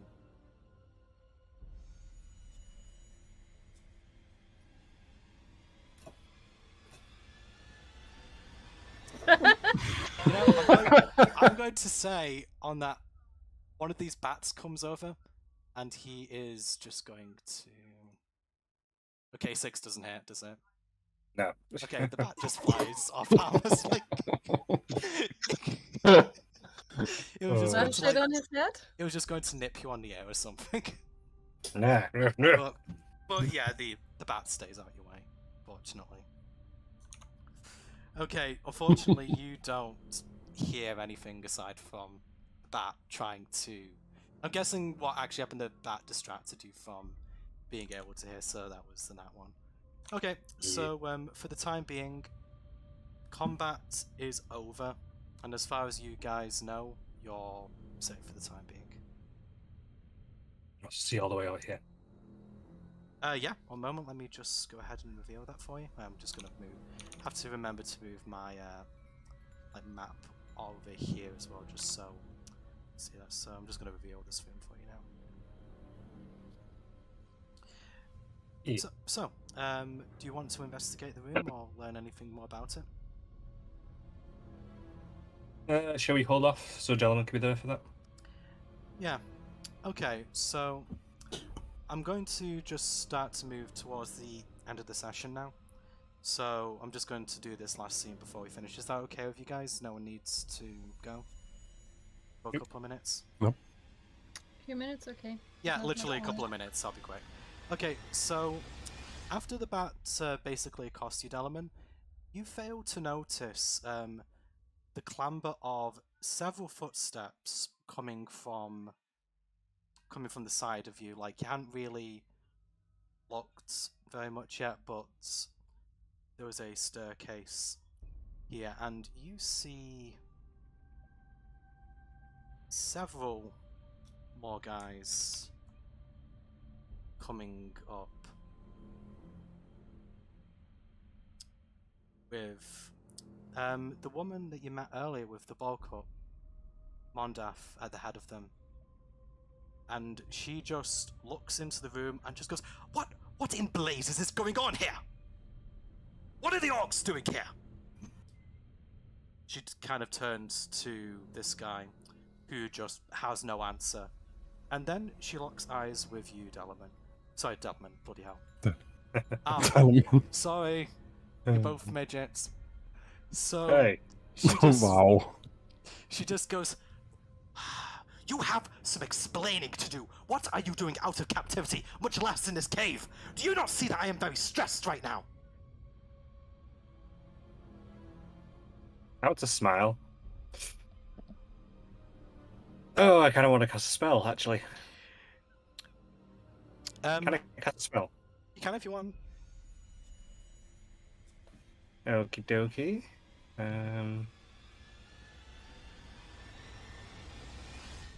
How do I post it into here? So if you click on the spell in the top right corner, yeah, displaying thingy. Right. Just quickly explain what that does, just because I want to, and just 5 foot wide, 30 feet across. 5 foot wide. All the way down there. Oh, okay. Yeah, you're about to maybe calculate a lot of rolls. Thanks. Yes, I am. Alright, I saw a great opportunity, sorry. No.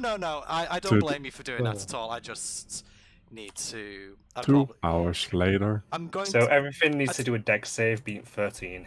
Okay. Basically. If you don't mind, I'm going to calculate the damage for this later, just so okay. Yeah, just so I can actually do it. But yeah, I'll make them all do a dex. God damn you, Doom. Okay, I think because I can't actually get one of the character sheets up right now. So yeah, okay. Sorry about this. Let's finish before the dogs have an accident. I know. I'm trying. Uh-oh. Okay, so You can blame Doom for that. I still have to clean it up, so... I mean, just Just do ask all this Doom to next do time. it. I mean, Pamela, if you need to go, just go. Don't. I said we just do all this next time. Yeah.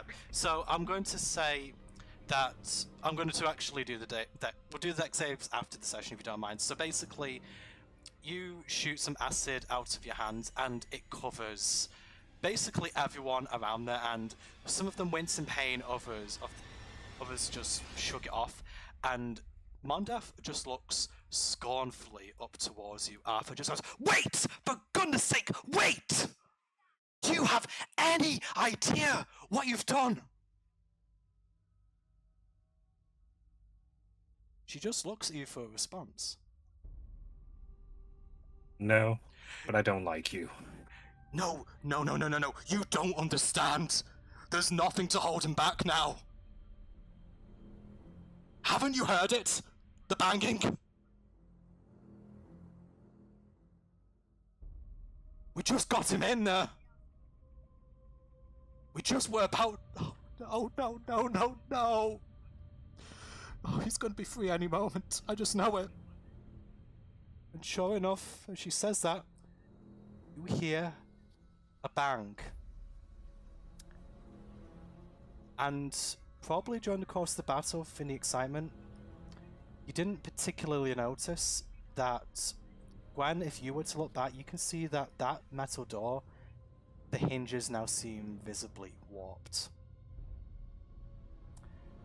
And then a few moments later, another bang.